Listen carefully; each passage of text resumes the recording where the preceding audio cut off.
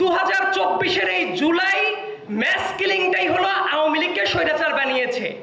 দুঃখের সাথে বলতে হয় এই ন্যারেটিভটাই আওয়ামী লীগকে পুনরুজ্জীবিত করবে।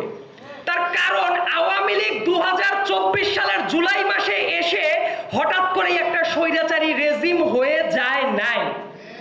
2014 সালের ওই ধরনের একটা কলঙ্কিত ইলেকশন করে শেখ হাসিনা যখন ক্ষমতায় টিকে গেল, ওই মুহূর্ত থেকে শেখ হাসিনা এবং তার তল্পিবাহক যারা ছিল এই প্রত্যেকেই দেশের স্বৈরাচার প্রতিষ্ঠার জন্য ডিরেক্টলি অর ইনডিরেক্টলি দায়ী।